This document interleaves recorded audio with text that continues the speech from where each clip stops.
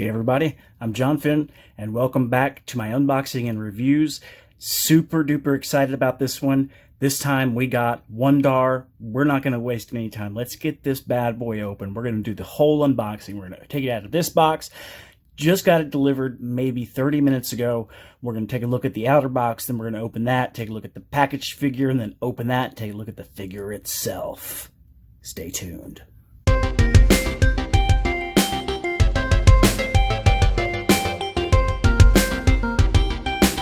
Here is my knife of opening. Let's see if I can get it here. There we go. Alright, we got that. I'm going to cut it along the top here. Now I'm going to cut it along the bottom here.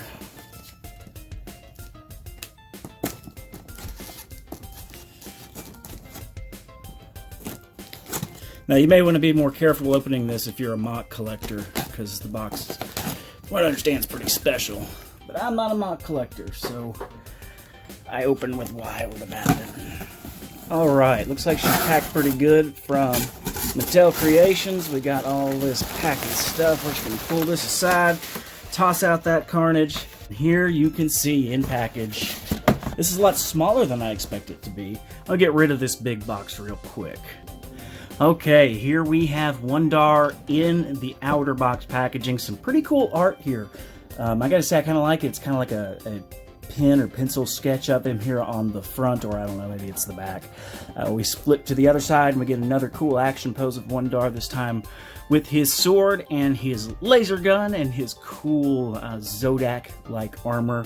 And if you don't know the story of this, it's allegedly based on a mail-away figure from the 80s known as, kind of popularly, as the Wonder Bread He-Man. It's unknown if it's actually from a Wonder Bread promotion, but it was basically He-Man with brown hair, no armor, and a couple of different weapons. And through the years, it's been upgraded and customized and everything, and finally it's officially been released in the Origins form. Pretty excited to get this guy open, so let's go ahead and cut the top of this box tape here. Alright, so we got that cut. Now let's pull him out of the box.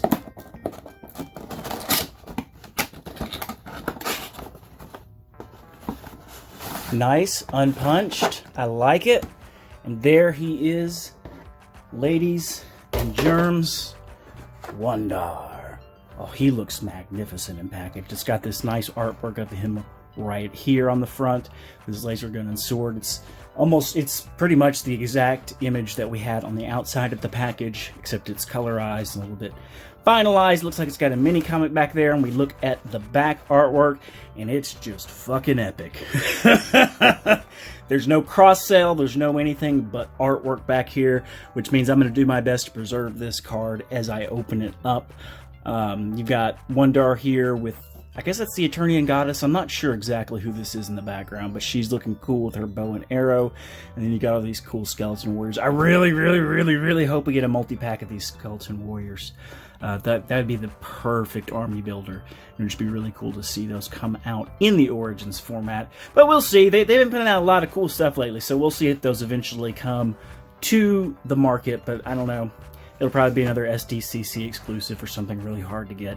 And it's a shame. I only bought one of these guys because I knew they were going to be limited, and I knew a lot of collectors weren't going to be able to get their hands on them because of scalpers and other people that bought more than one. And look, I understand you want to buy more than one. If you bought more than one from like a buddy who wasn't going to be able to be online at that time, that's fine. But if you bought more than one for personal use or to sell them, I gotta kind of give you a thumbs down on that.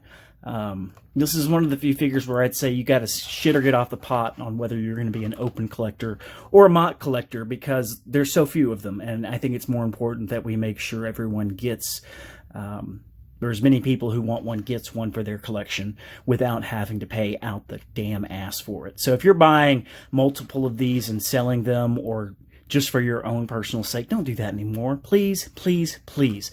Buy the one for you, buy the one for your buddy, but don't scalp these. We got to cut that shit out, guys. But I'm going to go ahead and get this guy open and get him out of the package. Take a closer look at him and see what we think of Wun-dar. Be right back. And here we have the beautiful Wun-dar out of his packaging. You can see his accessories here. He comes with a little hand axe like with Buzz Off. He comes with the Cobra Khan laser gun. I think Zodak actually came with that one. And then the Grayskull, it's really the Grayskull weapons pack sword there. I think he came with those originally, or he came with something similar, but they're all colored the same as the original. And you've got Mr. Wun-dar here, and you've got a heck of a mini-comic. This is probably the most epic and long of the mini-comics that have been released so far in the Origins wave or line. It's got a lot of detail. It's got a pretty long, pretty okay story. I mean, you know, for an action figure mini comic, it's pretty solid, and it goes on and on. It doesn't rush the story, and you get to a pretty conclusive and fun end here, where he finally gets the armor. And of course, because there's no other figures in this wave, you got the Masters of the Universe logo on the back instead of a cross cell. And we'll take one more look at the cover here, and it looks like,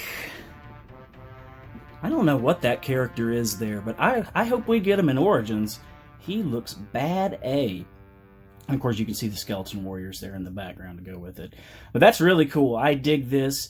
That's the only reason I would have wanted to buy extra of these, so I could display every page of this in a frame or something. But alas, that won't happen with this one, but that's okay, because we still got it, and that makes us very happy. Now, I mentioned about how excited I was to get this guy a little bit earlier, and this is probably my second most wanted figure for this year that was announced last year, the first being Koldar, and he's supposed to be coming within about a month or so. So pretty awesome. I'm pretty excited. Let's take a closer look at this guy and his articulation. And of course, he has the same articulation as the rest of the Origins line, with the shoulders that swing out, go back and forth. He's got elbows. He's got a elbow swivel. Of course, you can bend. He's got wrist bend and swivel on both sides.